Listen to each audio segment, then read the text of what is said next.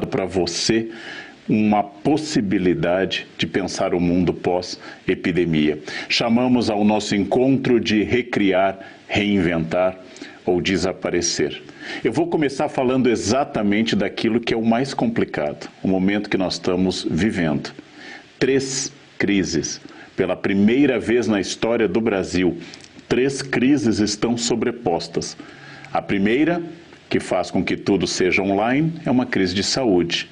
Temos uma epidemia mundial, uma pandemia. Temos um vírus que está matando muita gente, está atingindo muitas pessoas. Essa epidemia é grave, precisa de muitos cuidados. Todos que estão me ouvindo devem ter presente que eu devo tomar todos os cuidados possíveis para proteger a mim e a minha família, as pessoas que eu gosto. A primeira crise, ela é sanitária, ela é de saúde. A segunda crise está associada a ela, é uma crise econômica. Ela já começou. Nós não vínhamos bem, havia desemprego alto no Brasil e agora pioramos com a epidemia. Setores estão fragilizados. Em reportagens recentes, vemos que os setores têm que se adaptar. Cinemas foram esvaziados, teatros foram esvaziados, companhias aéreas tiveram problemas graves, lojas de departamentos tão sólidas, tão tradicionais, estão todas sofrendo bastante. Tudo aquilo que era a forma econômica de contato com o cliente foi posto de pernas para o ar. O segundo elemento é a crise econômica. O terceiro é a crise política. Desentendimento entre os poderes, acusações, torcidas, hostis, levam a uma tripla sobreposição do problema: saúde, economia e política. Essa é a realidade. Se você, nesse momento, pensar muito forte que tudo pode mudar, não vai mudar, porque você e eu, sozinhos, não temos o poder nem de deter a epidemia, nem de restaurar a economia, nem de harmonizar a política brasileira e mundial. Mas eu tenho que pensar muito mais na minha carreira, na minha família, na empresa na qual eu me insiro, na minha realidade, porque sobre ela eu tenho efeito. Eu tenho um efeito prático e um efeito muito importante. Então vamos agora pensar exatamente nisso. O que nós faremos daqui para frente? O que nós faremos dentro da nossa realidade para transformar essa realidade, transformar a nossa ação, atingir um outro patamar? A primeira questão que você deve entender, e é muito importante que você tenha presente, diz respeito a como o cérebro funciona. Nosso cérebro é uma máquina extraordinária, ela é uma máquina muito poderosa.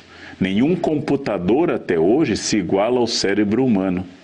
Porém, nós temos um detalhe importante. Nosso cérebro é uma máquina cheia de energia. Sozinho ele consome muito mais energia do que a maioria das partes do corpo humano. Mas ele tende a economizar. Nosso cérebro gosta de hábitos. Nosso cérebro é muito ligado à repetição. Se você tem um hábito de fazer alguma coisa, por exemplo, banal, colocar feijão sobre o arroz, colocar o arroz sobre o feijão ou lado a lado, o cérebro registra isso como a sua preferência. E o cérebro vai fazer você repetir até o dia da sua morte. Se você amarra o cadarço a partir de uma técnica, você vai amarrar seu cadarço sempre assim. Se você tem os seus cacuetes ao entrar no carro que você dirige, se você dorme de um lado específico da cama, se constitui um casal, o cérebro vai buscar essa repetição. E por quê? Eu tive que estudar neurocientistas para entender uma coisa muito importante. Entender que o nosso cérebro gosta de ligações fixas, como se fosse um fio estabelecido. Cada neurônio já ligado a outro neurônio, transmitindo a mesma informação. Ao começar a comer, corte primeiro tal coisa.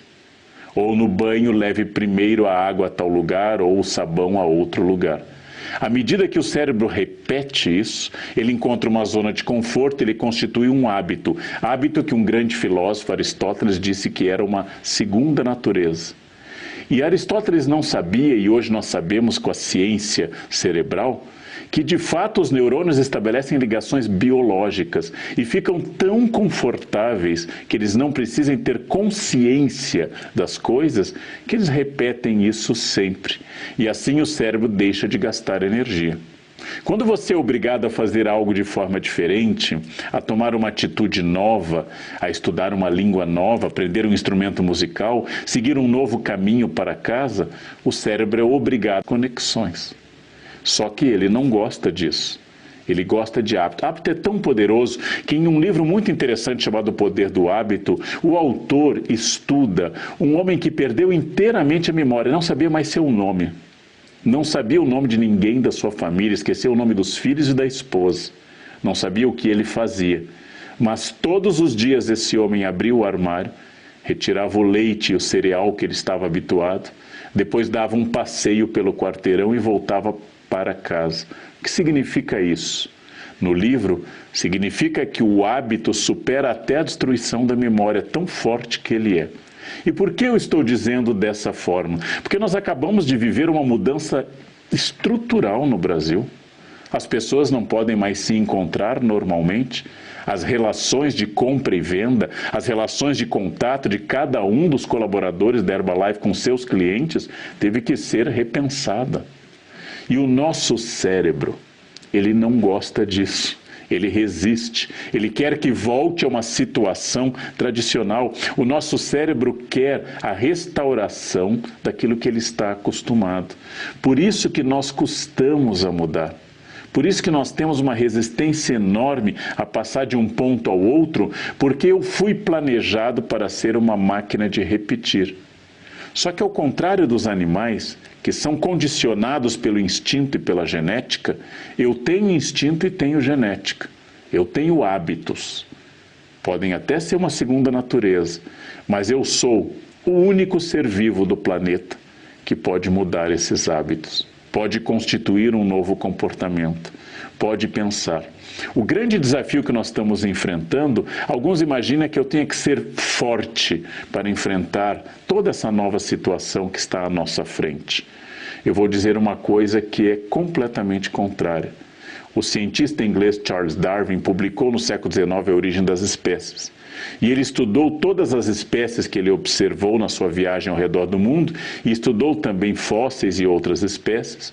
E com os dados que ele tinha, ele constatou que uma espécie é eficaz e sobrevive não é pela sua força. Uma espécie é eficaz pela sua capacidade de adaptação a situações novas. As espécies plásticas, aquelas que conseguem dar um passo adiante, as espécies que não estão fixas a um ambiente ou a um modelo de comportamento, que podem responder a mudanças no meio ambiente, essas sobrevivem. Todo o planeta era dominado há 60 milhões de anos por dinossauros. Eram gigantescos, sua força era imbatível, ninguém conseguia ser mais forte do que um grande tiranossauro ou do que um brontossauro. Bastou uma mudança no clima e todos os dinossauros foram extintos no prazo de poucas semanas. Tivemos a última era do gelo. O animal dominante não era mais o dinossauro. Há 10 mil anos, o animal dominante era um mamute, gigantesco, poderoso, um animal impressionante. O gelo retrocedeu, o mamute desapareceu, está extinto. Quem sobreviveu? Os pequenos mamíferos que foram para baixo do solo ou para o fundo das cavernas. Os pequenos animais que se adaptaram no mar ou na terra. E nós, os humanos, que aprendemos a fazer fogo, que aprendemos a viver em comunidade e a fazer roupas, que aprendemos a cozinhar alimentos. Toda a história da espécie humana, nos nossos 5 mil anos de história, nos nossos milhões de anos como espécie, toda a espécie humana é feita na capacidade de adaptação. Foi assim que nós conseguimos sobreviver, onde animais muito mais fortes, o tigre de dentes de sabre, o mastodonte, o mamute, todos esses animais desapareceram e nós continuamos. E não continuamos porque nós éramos o animal com a maior força física. Qualquer um dos grandes símios, o gorila, vence qualquer ser humano. Não continuamos porque nossas garras fossem as mais potentes. Qualquer tigre despedaça qualquer humano de forma muito fácil. Não continuamos porque nossa pele fosse dura, como a de tantos animais. Nós continuamos porque, apesar da nossa pele frágil, de não termos garras, de não termos tanta força, nós somos pessoas capazes de nos adaptarmos a novos ambientes. Isso que você está vivendo agora, a espécie humana vive há centenas de milhares de anos. Ou seja, nós somos capazes de nos adaptar a novos ambientes, a gelo. Nós somos capazes de nos adaptar à seca. Somos capazes de mudar a dieta, de aprender a plantar, de estocar alimentos, de domesticar animais para nosso serviço, galinhas, vacas e assim por diante. Somos capazes de nos adaptar a cada momento e fazer mutações na espécie para aproveitar o melhor de cada ambiente. Logo, o cérebro humano só sobreviveu porque permanentemente os desafios foram nos tirando da nossa zona de conforto. Por isso que é possível dizer que não haver desafio, não ter mudança, não existir uma força que nos tire do hábito, da repetição, da zona de conforto, é muito agradável, mas nos piora. Nós só melhoramos, pensem muito bem nisso, nós só melhoramos porque nós conseguimos enfrentar problemas. Eu me tornei um professor melhor por causa dos alunos difíceis. Daqueles alunos que me enfrentaram, daqueles alunos com problemas de aprendizado. Eu não fiquei um professor por causa daquela aluna excelente que senta na primeira fileira, eu entro, ela aponta no caderno. O senhor parou aqui, professor. Essa aluna, aliás, não precisa muito de mim. Eu fiquei melhor professor por causa do aluno do fundão. Um médico é bom quando ele enfrenta desafios. Para eu chegar em qualquer patamar de excelência, como vendedor, como médico, como professor, como cozinheiro, eu vou ter que enfrentar problemas e novidades. Porque se eu repetir o que eu sei, se eu me especializar como cozinheiro em apenas um prato e servi-lo todos os dias, a chance de erro desaparece. Praticamente não vai errar quem durante 10 anos fizer o mesmo prato todos os dias, nas mesmas condições. Mas eu deixo de ser um cozinheiro, eu passo a ser uma máquina de executar a mesma receita. Um cozinheiro é aquele que improvisa, cria, é sensível, tem paladares desafiados e tem situações novas. Em tudo, o mar tranquilo não é bom para o marinheiro. O mar tranquilo faz ele entrar no modo automático. Nós chamamos isso nos estudos de cérebro de pensamento piramidal. O mar tranquilo é aquele que deixa de ser um desafio. Um bom marinheiro se forma no mar tempestuoso. Ninguém é um motorista excelente por dirigir uma estrada perfeitamente asfaltada em dia de sol, tranquilo.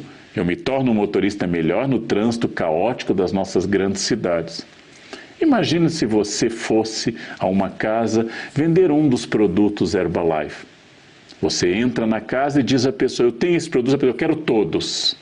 Mas a senhora não quero todos. Me dê todo o seu catálogo, eu pago à vista agora, quero 2 de cada e vou distribuir pela vizinhança. É um sonho, né? Só que isso tornaria pior sua habilidade. Você passaria a ser alguém dispensável, porque bastaria a empresa mandar direto para o consumidor. O ser humano não é indispensável, porque nós temos que nos adaptar.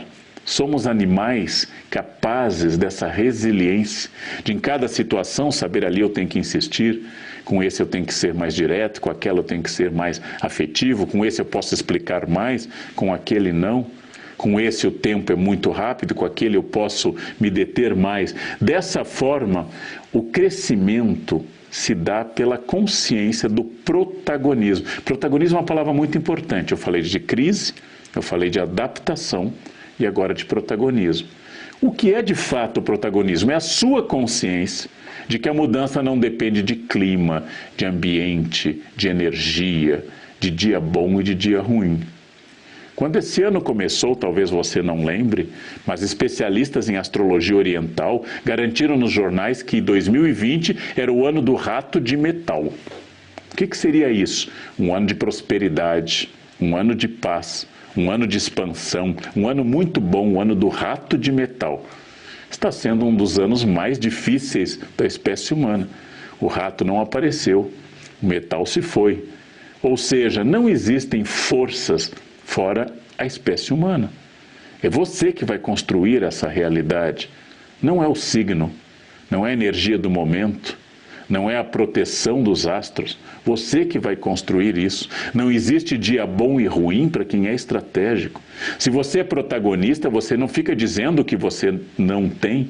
Você fica afirmando o que você tem e o que você pode melhorar. Você é dotado de um otimismo, praticamente um otimismo crônico. Porque só as pessoas dotadas de otimismo crônico podem trabalhar. Aliás, o pessimismo, ele é uma forma sutil de preguiça.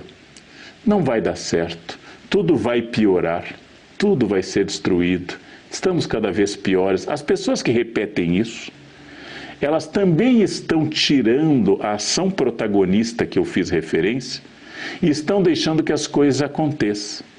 E assim tudo vai, o que for será, maktub.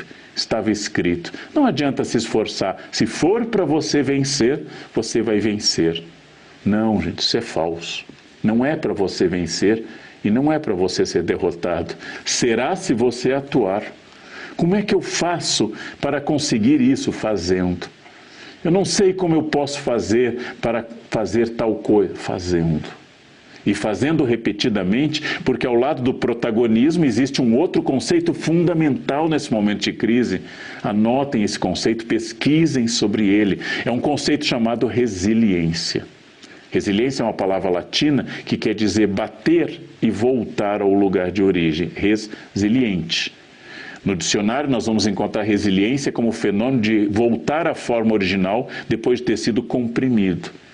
Resiliente é a pessoa, não que tenha uma boa ideia, gente, qualquer imbecil tem uma boa ideia na vida. Todo idiota do planeta Terra um dia teve uma boa ideia, até por tentativa e erro. Até o relógio parado diz a verdade, pelo menos 2 vezes por dia. Não é ter uma boa ideia. A resiliência é a capacidade de acordar, fazer as coisas, ir até o fim e no dia seguinte de novo. A resiliência é a insistência. Em palestras, naquele período antigo, quando eu ia em palestras ao vivo, quase nem me recordo mais desse período, pegava avião, ia até as pessoas, eu dizia que o esforço era banho, e banho você repete todos os dias. O banho não adianta quanto você tomou no passado, o passado não é argumento para a resiliência. Ah, faz 10 anos que eu acordo cedo, faz 10 anos que eu vendo, eu me esforcei muito até agora, parabéns. Isso explicou você ter chegado até esse momento. O que você vai ser daqui para frente não é baseado no passado, é baseado na ação futura. Ninguém pode usar como argumento o passado. O passado não serve para isso. O passado lhe dá repertório e experiência. O passado aumenta a sua resiliência. Então, o mundo de hoje, que é um mundo em transformação e um mundo em crise, o mundo de hoje não é um mundo de quem acorda ontem, segunda-feira, e sai feliz na rua. Essa é uma pessoa interessante, mas hoje é um outro dia. Amanhã de novo. Agora, tendo visto esse encontro, vocês vão se animar, vocês vão trocar ideias, nós vamos ter esse contato, amanhã você acorda bem, você está animado, o contato com o grupo, uma live, tudo isso nos ajuda a ter ânimo. Mas depois vem a quinta, e vem a sexta, e vem o final de semana, e vem a chuva, e vem o prolongamento da crise. A resiliência é uma decisão diária. Quando eu digo a um aluno que ele tem que ler todos os dias muito até o final da vida, ele acha que é muito. Então eu digo a ele, então pensa assim, pensa como nos Alcoólicos Anônimos. Só hoje eu vou ler bastante. É um bom caminho, é um bom conselho. Só hoje eu vou dar tudo de mim. Só hoje eu vou ser criativo. Só hoje eu vou manter esse sorriso do nascer ao pôr do sol. Só hoje eu vou enfrentar gente difícil. Vou explicar a essas pessoas como funcionam as coisas, vou dar o melhor de mim e jamais vou ser contaminado pelo desânimo ou pela agressividade dos outros. Porque se eu tenho meta, eu não sou um navio jogado ao vento. Se eu tenho meta, eu não vou para lá e para cá de acordo com a vontade do oceano ou do vento. Se eu tenho meta, eu posso chegar ao porto enfrentando a dificuldade do mar. Dessa forma, você tem que optar decididamente pelo otimismo produtivo. Quando há um naufrágio de um navio, imagine a cena do famoso Titanic de 1912, existem 2 atitudes que, aliás, aconteceram lá e que são muito negativas. A primeira atitude diante da crise é o negacionista. Não está acontecendo. Vai passar logo. Isso é invenção. O negacionismo faz com que você afunde negando. A segunda atitude negativa, muito negativa, é a pessoa que entra em desespero. Corre da proa até a popa gritando, está afundando, desesperado, e não faz nada. Os que negam e os que entram em histeria não fazem nada e morrem negando e gritando. Quando estamos em crise, o que conta é o otimismo produtivo. Onde está o bote mais próximo? O que eu preciso fazer para me salvar? Como eu vou proteger a mim e aos que eu amo durante essa crise? É esse otimismo produtivo. Mas eu tenho medo. Excelente. O medo em Aristóteles é sinal de consciência. Se você não tivesse consciência, você não teria medo. Você já deve ter visto em alguma rodovia, em alguma rua de uma grande cidade, aquele morador de rua, muitas vezes premido pela crise, muitas vezes atacado até de alterações psíquicas, que anda calmamente em uma via movimentada sem parar. Os outros que desviem dele. Os motoristas sabem temer essas pessoas que andam pela rua sem muita consciência. Essas pessoas não têm medo, muitas vezes porque tem algum tipo de abalo mental, mas às vezes porque não tem nada a perder. Se você ama alguém e se você tem alguma coisa sua, tem algum bem material e algum bem afetivo, você tem medo. O medo, tal como o luto, é sinal de amor. Só existe luto se eu amei a pessoa que eu perdi. O medo é uma capacidade de enfrentar o real. Você está com medo? Perfeito, você é uma pessoa bem informada. Para Aristóteles, o medo não é um defeito. Se eu não tenho medo, eu tenho um tipo de psicose. Eu não tenho noção do real. Agora, se o medo me impede de fazer alguma coisa, então eu sou um covarde. Aristóteles define corajoso como alguém que vai diariamente ao encontro do medo, carrega o seu medo e vai à rua. Será que eu vou vender hoje? Será que vão me pagar? Será que eu teria algum tipo de problema na rua? Como eu vou fazer para ter contato com pessoas em época de crise? Como eu vou aprender a ter contatos virtuais? Como eu posso acompanhar um cliente em momento em que ele reduz as despesas e eu não posso ter contato direto com muitos deles? Esse medo é justo, esse medo é bom, esse medo é sinal de que você é um bom profissional. Agora pegue esse medo e comece a dar respostas a esse medo. Respostas do tipo, como eu vou fazer em relação a essa dificuldade? Como eu vou superá-la? De que forma eu vou transformar essa dificuldade em alguma coisa mais produtiva? E aí, eu transformo a crise em oportunidade. O que é transformar a crise em oportunidade? É a noção de uma outra palavra, já falei de resiliência, de protagonismo, de otimismo produtivo, agora eu vou usar uma outra palavra fundamental, gente, estratégia. A principal estratégia é a capacidade de ver o momento seguinte. Crianças não são estratégicas. Se eu prometer a meu filho, eu te dou um brigadeiro agora, mas se você não comer, daqui a uma hora eu te dou mais 5, meu filho vai pegar agora. E daqui a uma hora ele quer os outros 5 que eu prometi. Porque a criança só funciona no momento imediato. A criança só tem aqui e agora. Por que a criança não vai tomar a vacina? Porque a vacina dói agora. E o benefício da vacina será sentido no futuro. Criança não pode ter essa dimensão de tempo. Alguém de 5 anos não consegue imaginar daqui a 10 anos. Isso é muito além de todo o seu tempo de vida. Eu sei que muitas vezes o sacrifício da dor de uma agulha vai me trazer um benefício de proteção contra uma doença grave, então eu vou minimizar o momento pelo ganho posterior. A isso, desde a Grécia clássica, nós chamamos de estratégia. A capacidade de líderes militares de saberem que o momento atual pode estar complicado, mas que se eu enfrentar isso com soluções, eu me transformo então em alguém estratégico. O estratégico é aquele que, em primeiro lugar, vê o momento seguinte, não fica preso, fixo, obcecado pelo momento atual.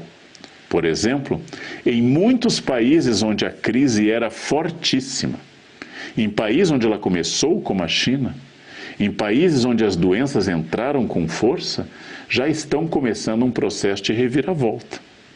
Há países pequenos, como Dinamarca, Há países com menos população, como a Nova Zelândia, que já consideram praticamente superado a curva principal da crise. Há países onde a crise diminuiu muito a crise de saúde, como na Alemanha. Há outros, como o Brasil e Estados Unidos, que ainda estão às voltas com o crescimento do número de infecções. Mas a existência de países já saindo da crise é sinal de que existe perspectiva. Haverá um Brasil depois dessa crise. Crise é uma palavra também grega, criada pelos médicos gregos, porque os médicos gregos falavam, como Hipócrates de Cos, o fundador da medicina moderna, de que no 7º, 14º ou 21º dia ocorre uma reviravolta na doença. Crise é o momento de mudança. A crise não é permanente. Não há nenhuma crise econômica, ou política, ou crise sanitária que dure para sempre. Elas sempre passam. Então a primeira medida é não negar que ela existe. Eu já falei, como no naufrágio de navio. Tomar medidas, vou me proteger, vou lavar muito as mãos, vou usar máscara se eu estiver na rua, vou utilizar esses meios virtuais o máximo possível, vou evitar aglomerações. São medidas estratégicas boas e recomendáveis. Agora eu já tenho que estar pensando além disso. A mudança está seguindo. Algumas coisas nunca voltarão a ser o que eram. Nós imaginamos que as vendas online, que as intermediações através da internet devam crescer. Nós imaginamos desafios muito novos, extraordinários, de pessoas que passaram a viver através da internet. Como eu estou me comportando em relação a isso? Eu já estou dando saltos tecnológicos? Ou eu vou ficar pensando naquele passado? No meu tempo era cara na cara, no meu tempo a gente gostava de falar um com o outro, olho no olho. O seu tempo sempre será maio de 2020, daqui a pouquinho junho de 2020 e com sorte dezembro de 2020. Aliás, esse será um Natal muito comemorado esse ano. Eu já tenho que pensar nessa etapa seguinte. Tudo aquilo que eu fazia tem que ser transformado. Uma expressão que já ficou até gasta, mas ela é importante. Existe um novo normal. E esse normal vai privilegiar todo e qualquer animal adaptável e vai extinguir os animais que não se adaptam, como sempre foi na história das espécies. A pergunta então é: o que você está fazendo para esse novo normal? Que habilidades você está desenvolvendo? Para isso eu preciso manter uma excelente estratégia de equilíbrio. Aceito achar que a pessoa deprimida é alguém que não tem o que fazer. A depressão ocorre entre gente muito ocupada. Mas, tirando isso, tirando os problemas de quem precisa de um profissional competente de saúde, eu me refiro à maioria de nós que temos oscilações, dias bons e dias ruins, mas não somos esquizofrênicos ou depressivos. Essas pessoas, as que são especificamente normais, entre aspas, ou seja, que não têm um problema estrutural, são pessoas que podem se programar para a alegria produtiva, para a esperança produtiva, para o otimismo produtivo. Todos os dias, ao abrir o jornal físico ou acessá-lo nas redes sociais, eu tenho motivo para me entristecer. Mas todos os dias eu tenho motivo para continuar acordando e fazendo. Eu tenho quem me ame, eu sou amado por algumas pessoas, tem gente que depende de mim, a vida é uma luta constante e eu não posso entrar em parafuso, principalmente se eu for chefe de família, se eu for um homem ou uma mulher que sustenta uma casa. Eu não posso. É aceitável que um passageiro comece a gritar durante uma turbulência, ele é um amador. Mas imaginem que reação nós teremos no avião se o piloto sair correndo da cabine e começar a gritar: estamos em turbulência. Aí sim que todo mundo entra em pânico. Se eu sou pai ou mãe, se eu administro uma casa, se eu respondo profissionalmente junto a alguma empresa, eu não tenho direito à histeria, eu não tenho direito ao desespero.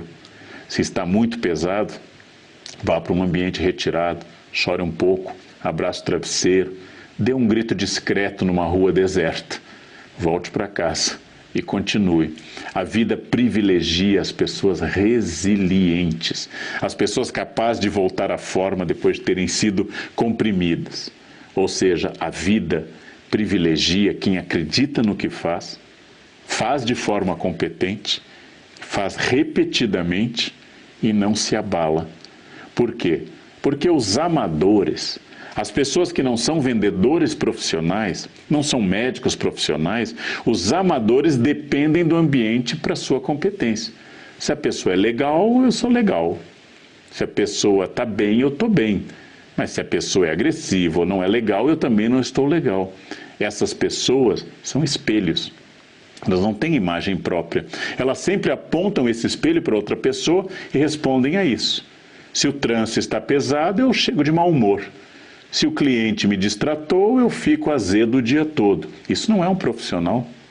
Um profissional é aquela pessoa que tem um projeto claro, resiliente, esperançoso, produtivo e estratégico de fazer as coisas.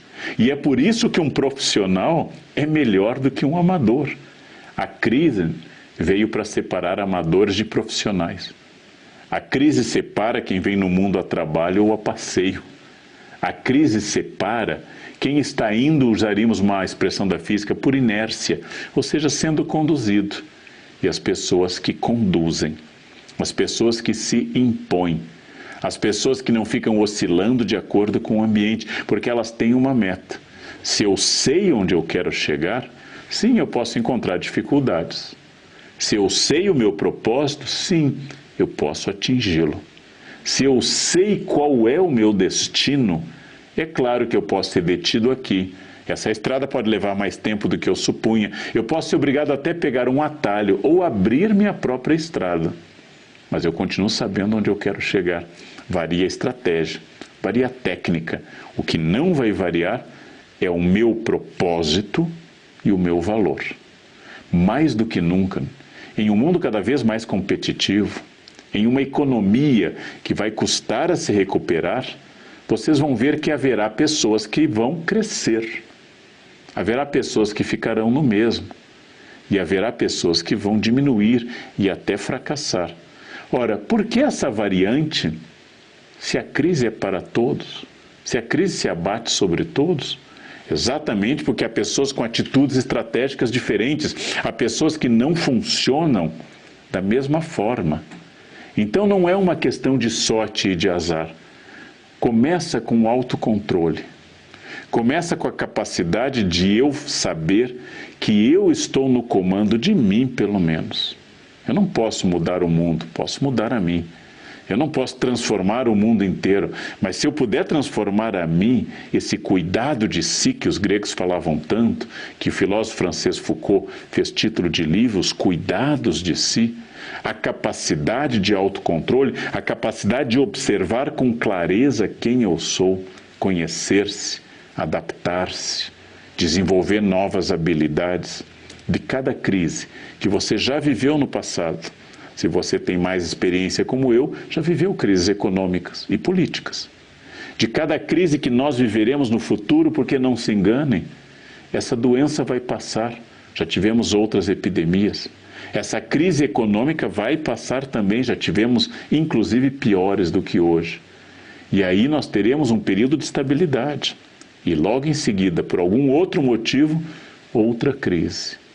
Outro desafio, para testar novamente minha resiliência, minha capacidade de enfrentar o cotidiano.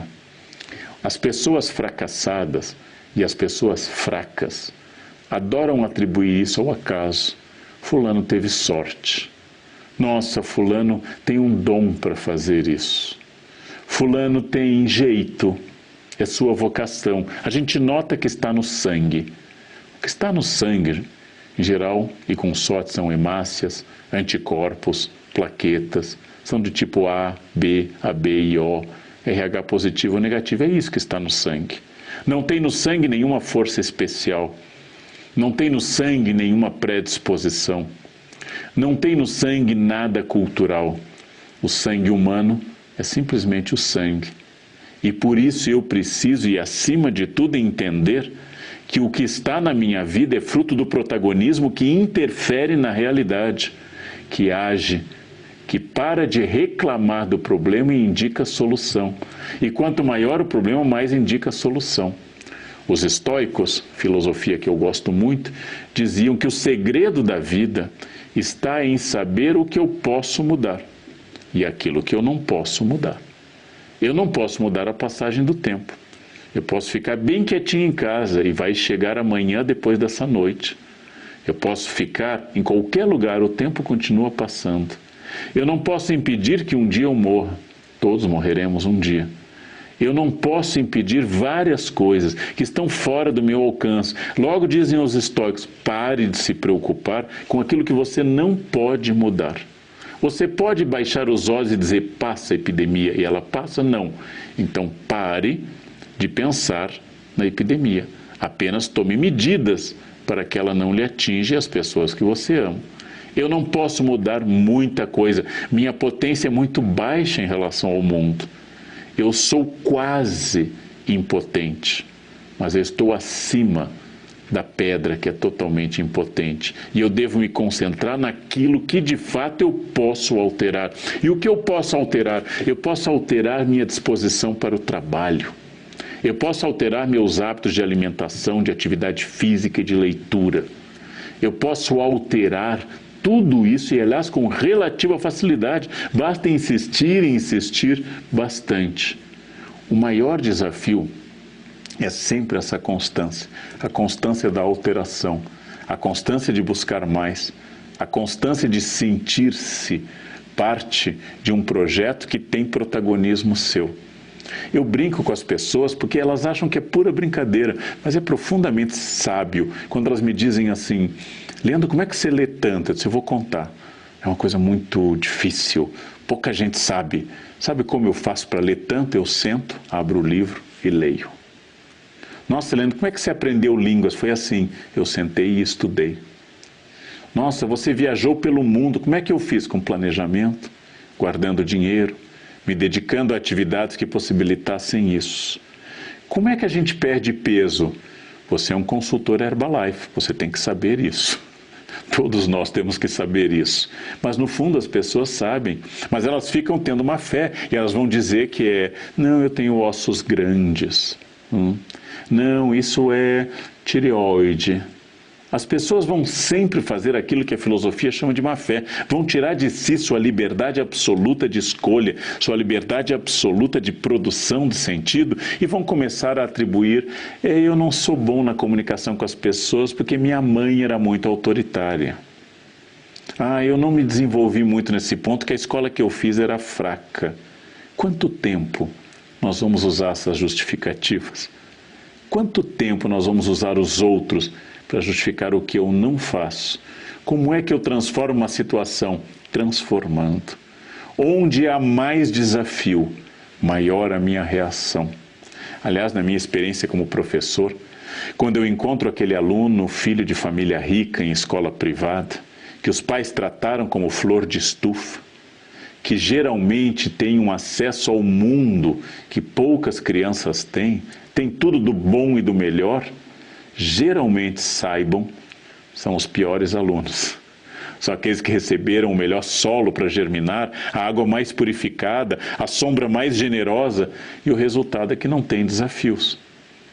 Eu já disse a um aluno uma vez irritado que ele tinha um brilhante futuro pelas costas, porque ele tinha tudo para dar certo, tinha todas as condições, mas ele não queria, porque a vida não exigiu dele nada. A vida não produziu para ele nenhum desafio. Peguem um cachorro de raça, criem em casa, façam uma junta de veterinários assisti-lo diariamente, coloquem luvinhas de seda nas patas, sirvam ração premium com uma equipe de chefes culinários para cães. Quando ele atingir a idade adulta de um cachorro, solte-o na Mata Atlântica e diga, agora vai Totó, vai ser feliz. Esse cachorro vai ser comido por uma lagartixa, vai ser atacado pelas minhocas, vai morrer quando um coco cair no chão de susto. Por quê? Porque ele não sofreu nenhum desafio para desenvolver nenhuma habilidade. O cachorro vira lata de rua, olha para os dois lados da rua para se atravessar. Se bobear, ele aperta o botão de pedestre, porque ele foi submetido a um tratamento duro, e esse tratamento duro obrigou que ele tivesse habilidades. É uma frase que eu gosto muito, é título de um livro de um amigo falecido da Unicamp, Rubem Alves. Ostra feliz não produz pérola. Vocês sabem que todo osso que quebra, ao se calcificar, está mais forte. Cada gripe que você teve, cada doença, cada infecção, tornou-o mais forte. As vacinas são maravilhosas, que elas produzem uma infecção de forma controlada e moderada no corpo, para ele responder ao verdadeiro desafio. Querem destruir uma pessoa? Mimem. Basta mimar uma criança, vira um idiota completo. Sou professor há 38 anos, que eu já peguei de criança mimada, estragada, porque pai e mãe acharam que amar era proteger. Amar implica proteger, mas amar implica deixar andar. A dificuldade é um desafio bom. A dificuldade é algo que me torna melhor. Nietzsche disse lá no século XIX, o filósofo Friedrich Nietzsche, tudo aquilo que não nos mata nos torna mais fortes. Então, nossa força vem exatamente enfrentar diariamente as dificuldades. E eu tenho que treinar meu cérebro para que, ao invés de ficar reclamando, pessimista, voltando para si, o meu cérebro diga, não, é nessa dificuldade que eu me fortaleço. É aqui que eu vou me distinguir dos outros. É esse cliente difícil que me torna melhor. É exatamente o momento de crise que eu vou me ressaltar em relação aos outros. É aqui que eu vou mostrar que eu faço diferença. É para isso que eu existo. Mark Twain, um grande escritor norte-americano do século XIX, alguns talvez tenham visto o livro ou um filme como Huckleberry Finn ou então Tom Sawyer. Mark Twain escreveu que há 2 dias na sua vida que são decisivos. O primeiro todo mundo teve, o nascimento. Nesse dia você veio ao mundo, o mundo lhe viu. Esse é um dia automático, não foi escolha sua. O segundo dia é escolha sua. É um dia que pode ser um dia ou pode ocorrer a partir de semanas. É um dia que alguns talvez vão descobrir aos 18, outros aos 50. Mas é o dia em que você descobriu o motivo de ter nascido. É o dia que você descobriu sua missão. É o dia que você descobriu o seu propósito. Esse segundo dia é fruto de uma escolha. Esse segundo dia é consciente. O primeiro é um acidente. O segundo dia é uma escolha. Por que eu vim a este mundo? Por que eu estou aqui? O que eu quero? Quais são meus valores? Se eu tiver meus valores, eles são meus e ninguém vai tirar de mim. O filósofo Marco Aurélio dizia isso, também foi imperador de Roma. No capítulo 2 das suas meditações, ele dizia, eu vou encontrar alguém violento, eu vou encontrar alguém que vai tentar me perturbar. E ele vai lançar um desafio. Você, sua paz, é sua ou é minha? Porque se for sua, ninguém tira. Se for minha, se ela for exclusivamente minha, você pode estar perturbado que eu não estarei. Veneno só funciona se a outra pessoa aceitar tomar. Para uma briga precisa de 2 pessoas. Para o enfrentamento eu preciso de mais de um. Então, diante do mundo, eu tenho que permanentemente dar essa resposta, que é uma resposta muito interessante. Para que eu estou aqui? Mark Twain, nasci. Segundo dia, por que eu estou aqui? Tem gente que chega à morte sem ter dado essa resposta. Tem gente que dá essa resposta muito cedo. Eu tenho muito contato com pessoas, eu oriento alunos há anos, há décadas. Eu tenho contato com muita gente pelo Brasil e fora. E posso dizer a vocês que todo diferencial, toda a questão de uma biografia está centrada nesse segundo dia. As pessoas que eu já encontrei que conseguem dizer em meio à dificuldade para que elas estão ali. São as pessoas que fazem toda a diferença.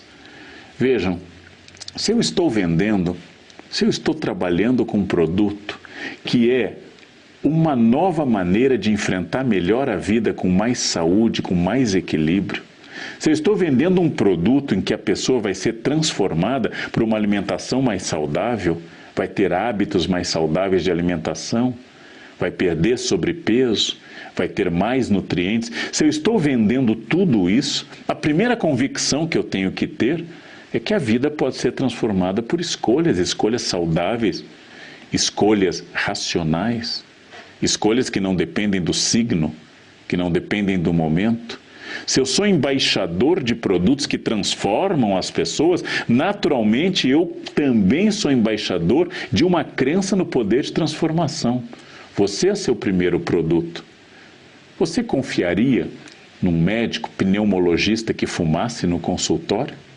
Você se trataria com esse médico?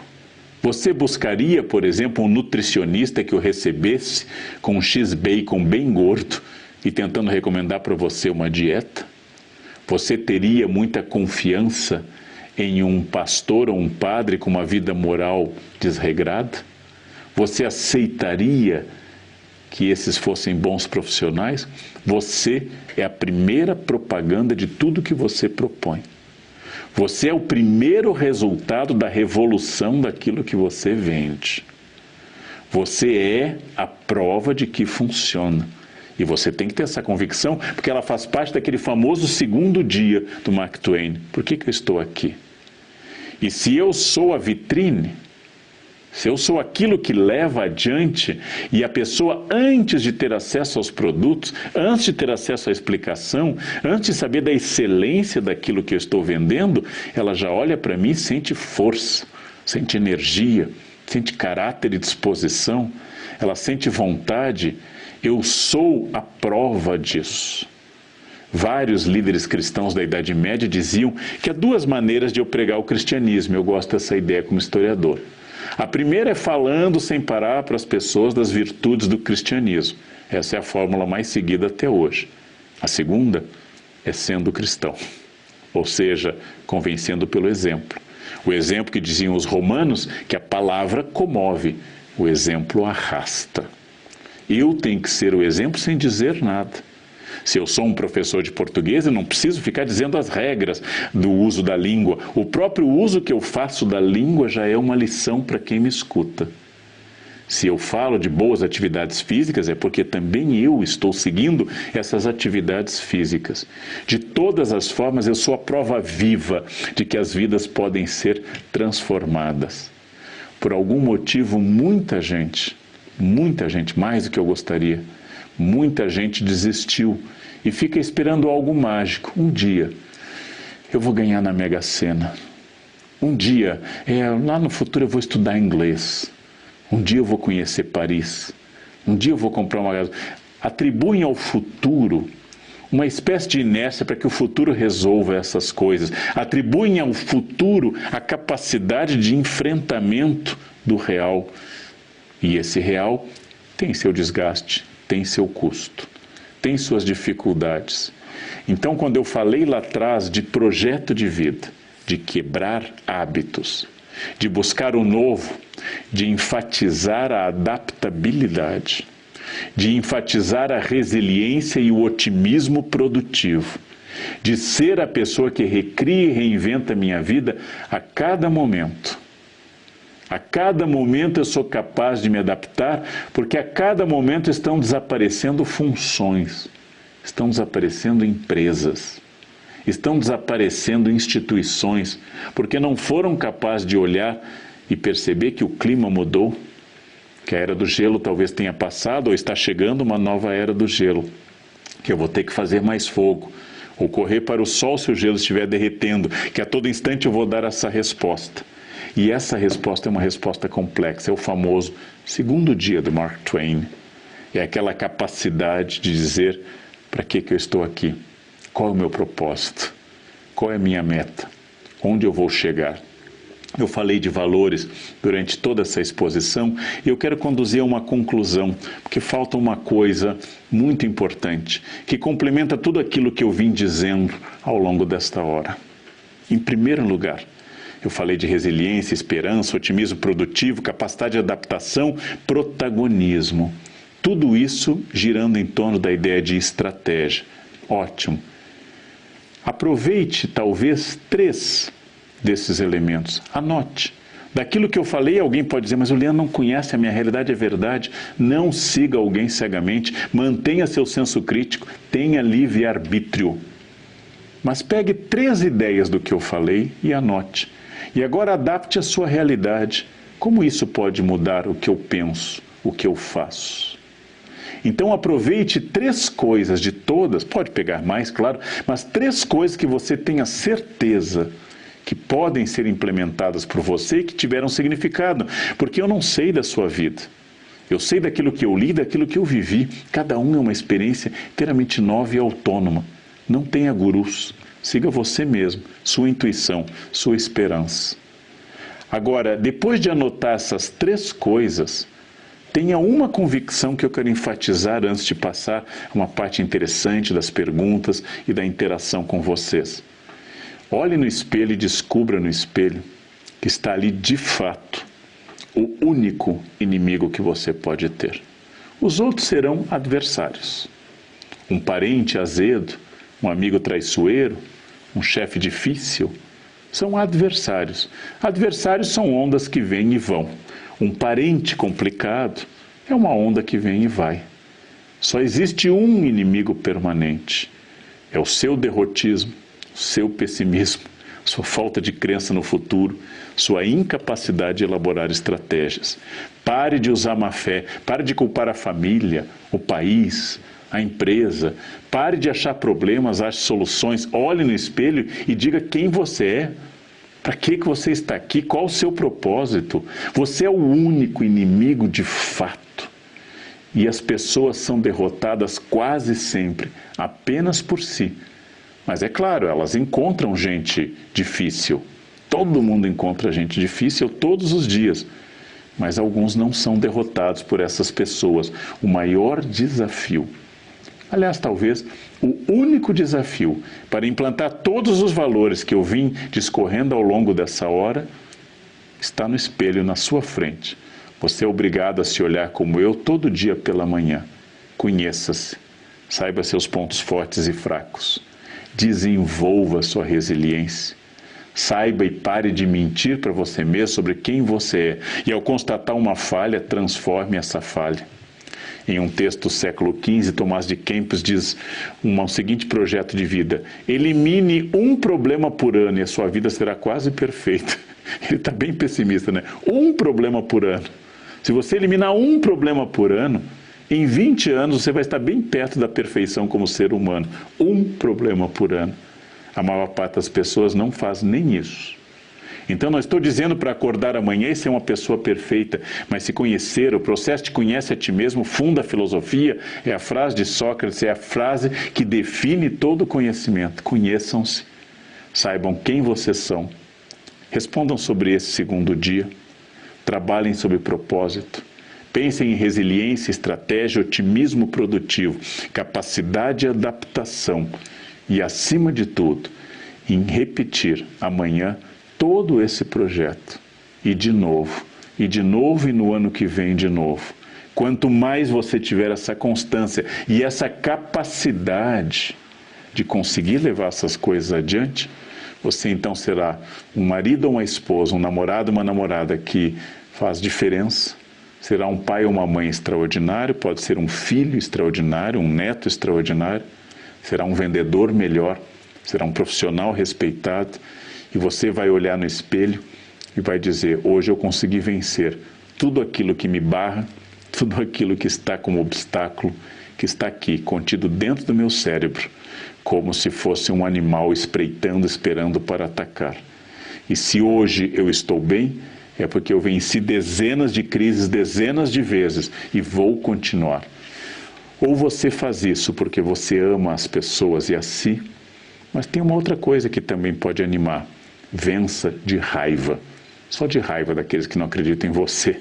Vença por causa dessa raiva. E a partir dessa raiva, faça a ação. E a partir da ação, transforme as coisas. São coisas que eu digo para mim mesmo, porque há anos sou um trabalhador que também tem momentos mais alegres e mais tristes, maiores ou menores dificuldades, e eu digo para os outros aquilo que eu gostaria também de ter como meta de vida, e muitas vezes consigo, outras vezes não. Mas só de raiva, porque tem tanta gente torcendo para que a gente fracasse, tem tanta gente com inveja.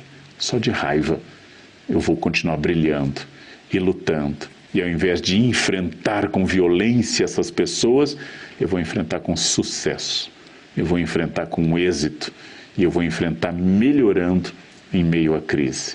Era isso que eu queria transmitir.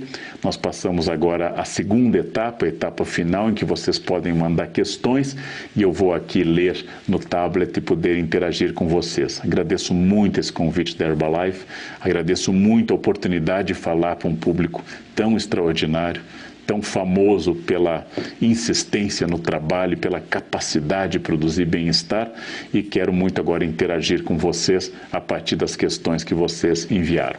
Muito obrigado. Então vamos ver. A primeira questão que vem aqui diz: quero saber se para um historiador que já estudou sobre épocas difíceis é mais fácil passar por esse período difícil? Ler sobre a história da humanidade pode dar um alívio maior? Bem, pode, porque a gente vai perceber, em primeiro lugar, que em vários campos as crises já foram piores.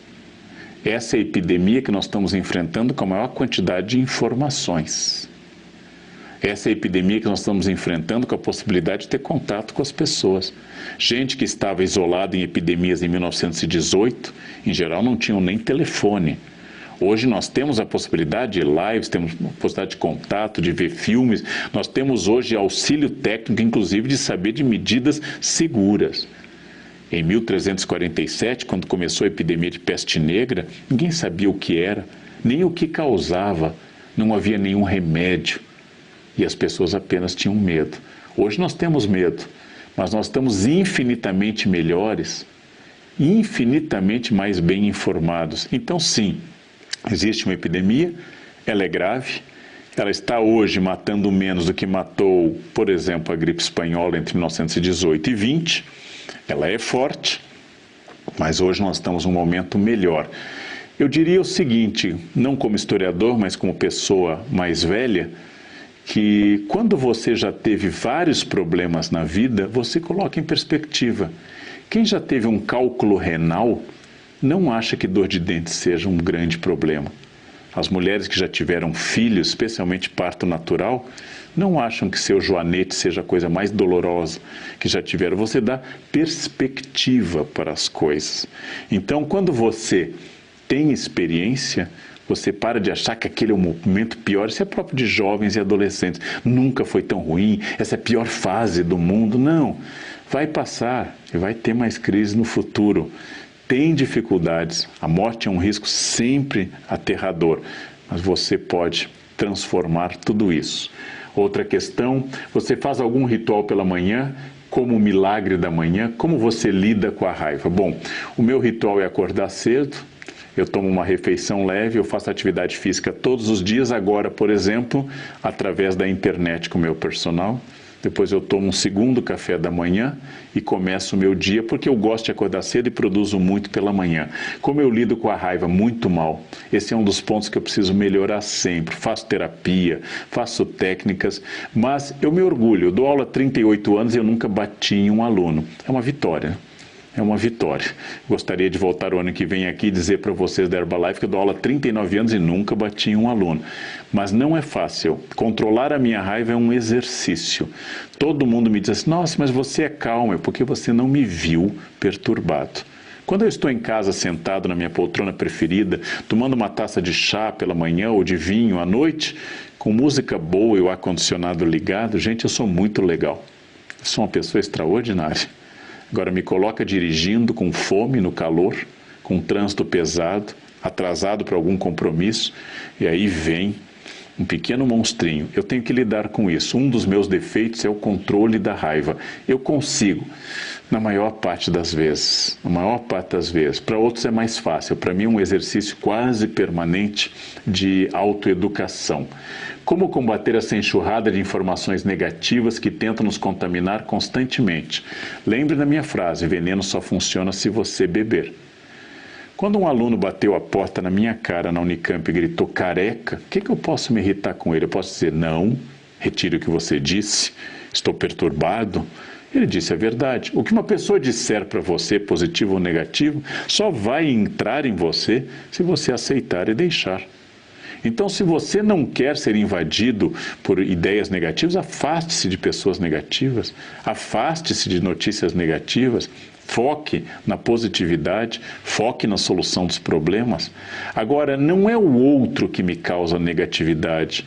O outro está negativo e sou eu que autorizo esse outro a me ofender.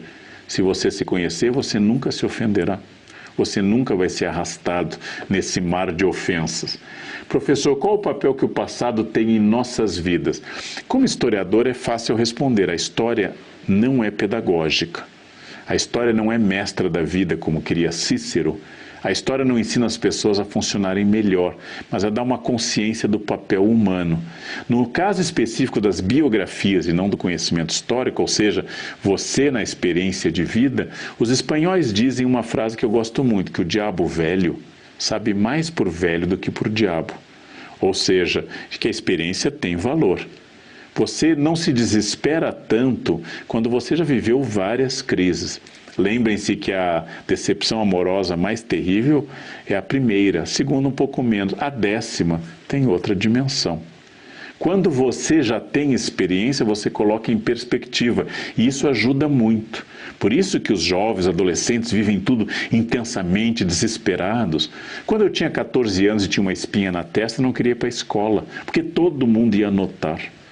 Hoje, se eu tiver uma espinha na testa que me torne um unicórnio, eu sei que as pessoas podem notar ou não, mas isso não me interessa mais em nada. É experiência. Eu não me acho mais o centro das atenções, e se eu for o centro das atenções, isso não me perturba. Esse é o benefício da idade. A gente para de prestar atenção no que os outros pensam, com tanta ênfase. Descobrir o porquê estou aqui é um dos maiores desafios da vida. Como descobrir sua missão de vida? Primeiro descubra o que você gosta e o que você não gosta. Diga com sinceridade o que lhe seduz. O que você pensa quando não está respondendo para outros, mas só para si? Só no seu exercício de solitude, que é a solidão produtiva, o que de fato você quer? Se você conseguir responder o que você quer, sem ser o que os outros querem que você queira, o que seus pais queriam que você quisesse, o que sua família quer que você queira, se você conseguir honestamente, você deu um passo para se descobrir. Mas não é uma revelação, não é Paulo caindo do cavalo a caminho de Damasco, Saulo sendo derrubado, não. Pode ser um processo. Hoje eu sei mais o que eu quero do que eu sabia com 15 anos. E esse é o bom também dessa maturidade. Então, veja com sinceridade, com honestidade, com dedicação, o que é que você de fato quer. Leandro, quais são suas recomendações de leitura neste momento? Bem, eu estou relendo clássicos, estou aproveitando para reler obras que eu tinha lido há tempo, como Tolstói, Guerra e Paz. Eu reli também a Odisseia de Homero. Mas se você está pensando nesse mundo imediato, eu recomendaria, se você quer um texto sensível, leia um romance ou uma coleção de contos de Walter Hugo Mãe. Ele se lançou no mercado português, de língua portuguesa, com o livro A Máquina de Fazer Espanhóis. Mas eu gosto muito da coleção de contos O Filho de Mil Homens. Mas se literatura não é o seu campo, experimente um livro, por exemplo, que fale de estratégia. O grande historiador israelense Yuval Harari, Yuval com Y, Harari com H, escreveu o best-seller Sapiens, depois escreveu Homo Deus, e depois escreveu um livro que eu recomendo agora para a crise, 21 lições para o século XXI. É uma estratégia para você poder pensar questões como inteligência artificial, risco de saúde, empregos no futuro e até recomendações práticas que ele faz no capítulo 21. Logo, é um bom livro para pensar o futuro. Yuval Harari, 21 questões para o século XXI. Na verdade, a epidemia é uma ocasião boa para você ler os livros que você não leu até agora, né? Aqueles que estão acumulados na estante ou no seu computador. Mestre, passe um exercício que podemos fazer diariamente para nos manter positivos. Bom, faz anos que eu faço meditação, eu não sou religioso. A meditação é um exercício de esvaziamento, de percepção da respiração e de você poder afastar tudo aquilo que lhe perturba. Eu recomendo, e o Yuval Harari faz o mesmo no livro 21 Questões, ele diz que faz 2 horas por dia, eu nunca fiz isso. É uma capacidade que eu tenho de adquirir consciência. Primeiro passo, em consonância com conselhos da minha amiga Monja Cohen, controle a respiração. Primeiro passo, aprenda a ouvir sua respiração. Talvez comece com 5 minutos todo dia de manhã e ao deitar. A consciência da respiração, depois a consciência do corpo. E por fim o esvaziamento dessa memória RAM, dessa memória imediata que pode estar afetando o seu cérebro, para você repassar. A meditação é um excelente passo, mas se você fizer um ritual de ler todos os dias, durante 15 minutos perfeitamente concentrado, sem atender celular, sem ficar olhando mensagem, você vai educar sua atenção. Nós vivemos uma epidemia de déficit de atenção. Então, a concentração, 15 minutos, conseguiu, tente 1 hora por dia. Vai ser extraordinário, mas comece com 15 minutos. Faça tantas vezes quantas você tiver que fazer para se concentrar. Esse é um ritual de consciência, de aproveitar o tempo. Quando eu digo que você tem que aproveitar o tempo, aquilo que se dizia em Roma, carpe diem, a frase de Horácio, quer dizer, aproveite o dia, não é você trabalhar 16 horas por dia, não é ser workaholic, um trabalhador compulsivo. Aproveitar o tempo é, quando for deitar, durma. Quando for comer, coma. Quando for responder ao celular, responda. Não leve o celular para a cama, tablet, televisão.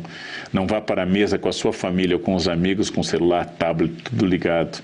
Não faça tudo ao mesmo tempo. Quando for fazer algo, faça. A vida muda se você tiver foco. E foco é o que mais está faltando para todo mundo. Quando for dirigir, dirija. Quando for ler, leia. Quando for namorar sua esposa, seu marido, seu namorado, namore. Focado. É isso que é aproveitar o tempo. E isso vai superar essa dispersão, essa atomização, essa capilarização da atenção, que é uma praga no século XXI. As pessoas não estão mais focadas e por isso elas chegam exaustas à noite e incapazes de adormecer, porque elas não conseguem desligar esse multifoco permanente. Qual sua dica para despertar a criatividade? Pensar as coisas de forma diferente. Os médicos dizem claramente, se eu quero evitar demência senil ou Alzheimer, eu tenho que tomar medidas como passar a amarrar o cadarço com a mão esquerda, se eu for destro, ou o contrário, passar a fazer caminhos diferentes, aprender um instrumento musical, aprender uma nova língua, ler uma coisa difícil, fazer algo que me desafie, algo que eu nunca fiz antes ou algo que eu ainda não pensei claramente. E com isso, eu vou me tornar uma pessoa cada vez buscando caminhos novos e depois examinar soluções criativas de artistas, de administradores e de pessoas. Ao invés de ser educado como eu fui educado na minha família e na minha escola tradicional no interior do Rio Grande do Sul, católica, a ser igual a todo mundo, a usar uniforme, ao dizer o que se esperava, a criar método. Isso tem valor método. Mas se você quer começar a ser criativo, você vai ter que começar a não pensar igual a todo mundo, e aí pelo caminho que talvez as pessoas não tenham ido. E isso é um desafio e tem um custo. Mas é muito interessante, é revolucionário para muita gente. Colocar a responsabilidade nas outras pessoas faz com que o indivíduo não consiga olhar para as próprias habilidades. Qual o conselho para as pessoas que sentem que o mundo está sempre contra? Primeiro, é domesticar seu narciso. Você não é tão importante para o mundo estar sempre contra você. Você e eu não somos importantes. O mundo não está contra e nem a favor. O mundo é neutro.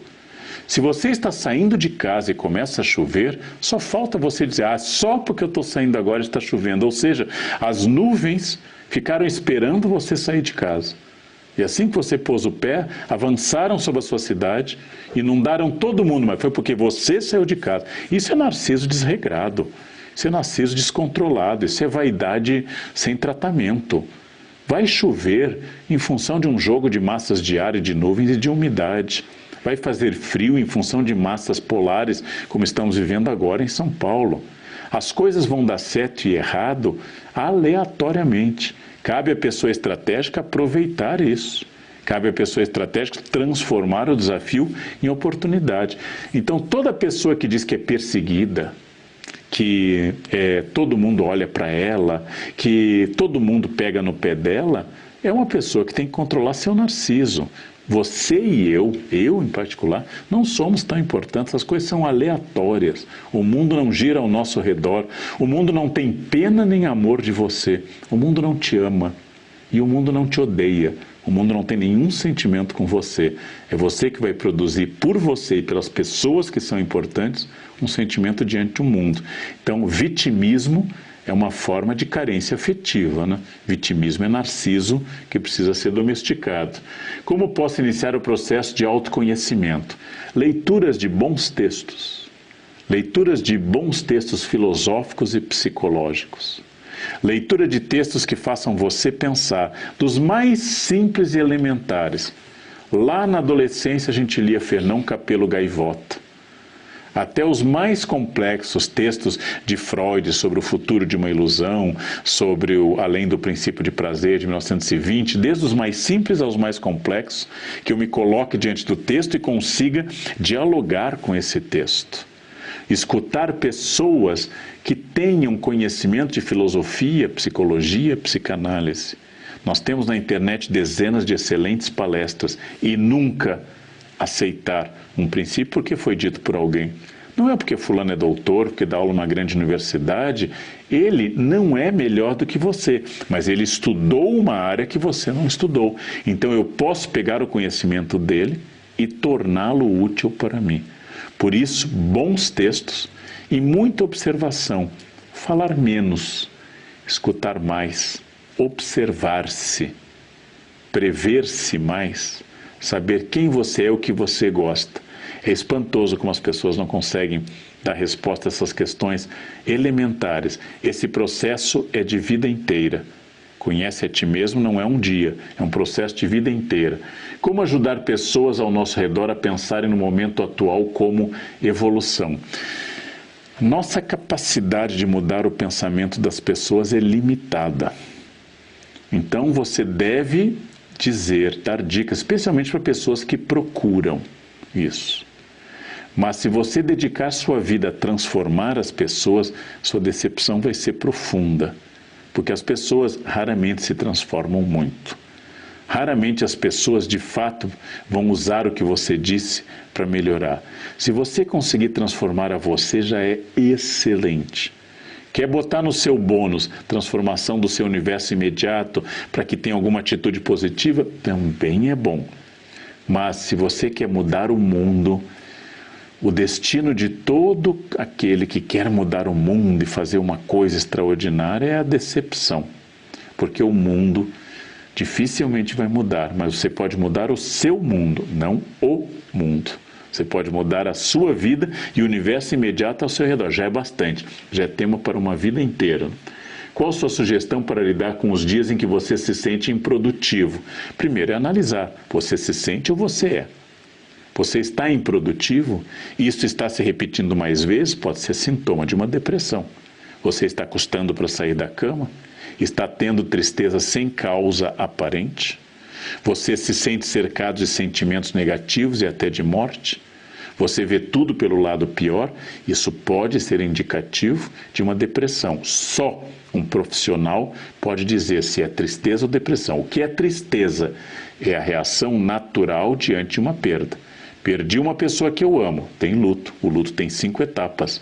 Se você não está triste porque perdeu pai e mãe, é um problema. Então isso é tristeza. Depressão, ela não tem uma causa aparente, ela é permanente e incapacitante. Só um psiquiatra qualificado, um psicólogo competente, um terapeuta com boa formação pode fazer essa distinção. Estar um pouco angustiado agora, em plena epidemia, com crise política e econômica, não é terrível. Se você saísse pela rua dando gargalhadas, você ia parecer um psicopata, um coringa, que ficava rindo em meio ao seu nervosismo. Então, tristeza não é errada. Felicidade não é um momento, felicidade é um processo. Então, a tristeza é parte desse processo. Agora, cuidado para distinguir depressão de tristeza. Karnal, como combater o pessimismo intrínseco no dia a dia, nas mídias e nas relações pessoais? Evite muito contato com as mídias, informe-se da maneira mais técnica possível, veja as notícias, não fique acessando o celular a cada 30 segundos, mais 10 mortes, mais 15 contaminações, mais um protesto. Não fique abastecendo o seu cérebro, a gente chama isso de mindset, quando você fica abastecendo o seu cérebro com um programa viciado. É importante saber das notícias, não precisa olhá-las a cada 2 minutos. Você viu o discurso de fulano? Não, não vi. Não vai mudar minha vida. Você viu o que fulano disse daquilo? Não, não vi. Eu preciso não ser alienado, mas não preciso viver a vida dos outros sendo informado a cada minuto da última tragédia, da última morte, que se eu não posso mudar isso. E as relações pessoais são escolhas suas. E eu escolho o poder que as pessoas têm sobre mim. Eu escolho este poder. Mas se você conseguir, você não ser pessimista, você não ser azedo, nossa, isso já é muito forte. Sabe o que ajuda? Solidariedade. Engajar-se em um projeto, ver que tem gente pior que você, tem gente que precisa do seu auxílio, tem gente que não perde tempo com problemas vagos de tristeza porque está enfrentando fome. Se você se engajar num projeto desses, eu te garanto que não tem remédio mais eficaz contra pessimismo do que olhar para alguém que não está pensando em ser pessimista ou otimista, mas como comer alguma coisa antes de dormir, porque toda a sua atividade econômica foi encerrada. Sempre tem alguém muito pior. Solidariedade é um bom antídoto para pessimismo. Ser uma pessoa positiva requer muito cuidado em lidar com pessoas não otimistas. Como lidar nos dias atuais com essa força contrária e não parecer uma pessoa que foge da realidade? Temos que saber se você acha que a realidade é pessimista ou otimista. Eu acho que a realidade é neutra. Então alguém vai dizer, que epidemia terrível. Bem, se eu for dono de uma fábrica de álcool gel, se eu for dono de uma fábrica de máscaras cirúrgicas, eu estou muito feliz. Tem gente que está disparando. Fornecedores de internet, sistemas de entrega de comida em casa estão crescendo enormemente, estão vivendo a melhor fase da sua vida. Ora, e tem gente que está perdendo o emprego. Então toda a realidade ela é muito ambígua. Os dias são terríveis? Depende. Seu pai tem uma fábrica de álcool gel? Os dias são terríveis ou não? Então essas são questões que eu vou ter que decidir. Existem problemas, eu não posso ser alienado, porque os alienados acabam sendo destruídos ou sendo usados pelos outros. Eu tenho que ser informado, mas a cada instante pensar que eu preciso dar uma resposta, eu preciso ter uma reação. E sim, todos os dias eu tenho motivo para me matar. Todos os dias tem motivos suficientes para o suicídio. Nunca tive esse pensamento. E espero nunca ter, porque eu quero ser cada vez melhor e, como eu disse lá na minha fala, só de raiva. Eu quero viver e viver bem e cada vez melhor. A melhor resposta que eu posso dar para aqueles que são pessimistas é não entrar no jogo deles. O que move mais, a raiva ou a vontade de vencer? Os sentimentos negativos são muito duradouros, diz o filósofo Schopenhauer. O prazer de comer, diz ele observando o leão e a zebra, é grande, mas a dor em ser comido da zebra é muito maior. Ou seja, ele fala muito que a dor provoca consciência. Se você quer ensinar algo a alguém, não há dúvida que o castigo físico é o caminho mais rápido para produzir efeito e raiva ao mesmo tempo. Mas uma mudança de fato, uma mudança permanente, uma mudança de vida inteira, ela não é feita pela violência e nem pela dor. Gandhi disse na Índia que a violência produz resultado, mas nenhum resultado permanente. A violência produz ação e resultado, mas todos passageiros. É só a não violência, a educação, a insistência e o exemplo que produzem resultados permanentes. Não é fácil, mas é uma proposta. Professor, a comparação de performance atrapalha a todos. Como lidar com ela? Bom, aparentemente não atrapalha a todos porque alguém a faz. Alguém a faz. E eu vou ter que saber se eu tenho espírito, se eu tenho aquilo que na filosofia alemã se chama de Geist, ou seja, se eu tenho jeito para enfrentar isso. O outro está vendendo mais do que eu posso ter o seguinte pensamento: o que ele faz? Isso seria uma cobiça positiva. O que ele faz para vender mais? Qual a estratégia dele? O que eu posso imitar? Agora, se eu fico me comparando, vendeu mais, eu não estou conseguindo, talvez esse não seja um campo para eu atuar. Quando dizem que eu estou com um baixo desempenho, isso é verdade ou isso é mentira? Eu quero vender mais porque isso vai me beneficiar também. Então, essa comparação ela é sempre difícil. Lembre-se, sempre haverá alguém mais bonito do que você, mais alto, mais rico, mais competente. Isso, em geral, nos torna deprimidos.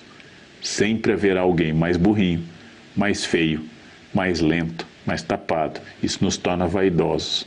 Eu preciso comparar, especialmente no ambiente corporativo. Mas você tem que ter certeza de quem você é e da sua própria habilidade. Senão, vão te puxar muito para baixo. E se estão dizendo que você está ficando para trás, avalie se você está ficando para trás ou não, e se isso é um motivo para você ir para frente. Estabeleça a sua meta, o seu plano, onde você quer chegar, e pare de pensar tanto no que os outros dizem, né? Como incentivar o conhecimento na era e na geração do imediatismo sem profundidade? Bem, sempre foi um desafio. Francis Bacon, lá no século XVI para o XVII, dizia: conhecimento é poder. Então, se hoje todo mundo lê superficialmente, se hoje ninguém mais pega um livro no computador, no tablet ou um livro físico e examina de verdade, se você fizer isso, você vai ser um Deus entre os homens. Então, se o mundo está superficial, facilitou sua tarefa. A pessoa que pensa no mundo tem que pensar assim: que bom que está todo mundo lendo mal, lendo rápido, sem paciência, porque eu vou ter um desempenho excepcional. É fácil, se todo mundo está comendo errado, coisas com muita gordura, você vai brilhar mais com o seu projeto de vida. Então é isso. Pare de pensar no negativo alheio e pense como devem pensar todas as pessoas equilibradas. Se os outros não são mais uma concorrência, que bom, eu vou me destacar ainda mais. Como conciliar as mudanças pessoais, hábitos, com as profissionais, se ainda somos empregados? Temos um chefe abusado e chato, isso deve ser de outra empresa, né? Se é alguém infiltrado aqui na Herbalife falando isso. Bem, eu tive na minha longa vida profissional um chefe simpático, eu tive chefes neutros, eu tive chefes muito difíceis. Eu sempre tive consciência que esses chefes podiam atrapalhar ou ajudar, mas não eram definidores do meu projeto de vida. O chefe fácil é melhor, o chefe difícil, o chefe tóxico, ele é pior. Mas a minha carreira não é definida pelos chefes. A minha carreira não é definida pelo humor dos meus superiores. Eu tenho que negociar com eles, eu tenho que sorrir. Às vezes eu tenho que me esforçar para não dizer o que eu penso. Mas como a minha carreira é superior ao bem-estar do chefe, e como nós estamos em uma mesma arca, e não importa a posição, se ele for Noé ou um cupim na arca, se ele furar o chão da arca todos afundam, então eu tenho um objetivo em comum. Mas o chefe não determina a minha carreira. Se você não quer ter chefe, não tem problema, o Brasil tem uma área de empreendedorismo para isso, mas não se engane, só empregados têm horário. Se você empreender e for seu próprio chefe, você vai trabalhar muito mais, não vai ter horário. Então são vocações muito diferentes, você vai ter que decidir isso. Gente chata, eu vou lhe dar o conselho, estamos chegando perto do final, que eu ouvi de um colega na Unicamp há mais de 20 anos. Eu era chefe de departamento, estava sobrecarregado, orientava muitos alunos, estava escrevendo muito, e eu reclamei para o meu colega dizendo: ai, Paulo, está muito difícil, né? E ele me disse assim: olha, Leandro, gente chata, gente que enche o saco, tem em todo lugar, tem na sua família, tem entre seus conhecidos, seus amigos enchem o saco, seus familiares enchem o saco, muita gente enche o saco, chefe enche o saco e paga, chefe é bom. Foi o que ele me disse há mais de 20 anos, um colega da Unicamp. E até hoje eu tenho presente isso. Tanta gente enche o saco e tira dinheiro, que aquele que enche o saco e põe dinheiro, eu já estou achando que é uma boa medida de vida.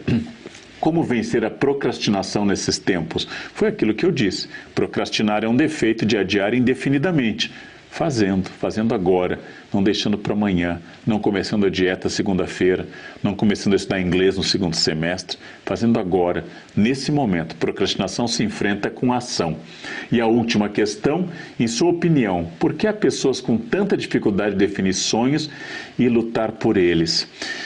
Porque é difícil ser livre, é difícil ser resiliente, é difícil ser otimista. Mas aí eu traduzo para encerrar uma frase que eu ouvi de um professor nos Estados Unidos, quase 30 anos. O professor nos disse assim: se você não tem objetivos, se você não tem resistência, se você não tem força, você vai estar condenado a trabalhar para quem tem. Então esse é o castigo de quem não tem objetivos. Vai a vida inteira ser arrastado pelo projeto alheio. Quem não tem personalidade, carisma, iniciativa e protagonismo, vai acabar servindo a quem tem. A decisão é sua, a vontade é sua. Da minha parte, eu desejo que você cresça muito, estabeleça seus objetivos, que você consiga se destacar, que enfrente a dificuldade, que aproveite 3 das tantas coisas que eu falei. Agradeço essa atenção paciente que vocês tiveram até aqui. Agradeço que vocês tenham acompanhado, porque em uma noite, aqui em São Paulo está frio, em uma noite fria de um outono quase inverno, algumas pessoas decidiram, ao invés de estarem vendo televisão ou comendo ou bebendo, decidiram ver uma live, crescer, pensar. Você vai lembrar disso daqui a um ano. Se você tivesse visto televisão, você não lembraria na semana que vem. Isso é estratégico. Essa é uma decisão estratégica. Concordando ou discordando de mim, você foi obrigado a repensar valores. Se você continuar fazendo isso, concordando e discordando, você vai ser cada vez melhor. Esse é o esforço que eu desejo.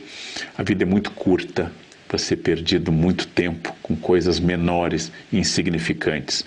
Sejam muito felizes, tenham muito êxito e muito obrigado por essa oportunidade.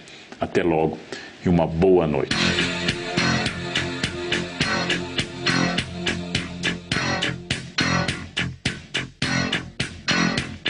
I call you, I need you, my heart's on fire.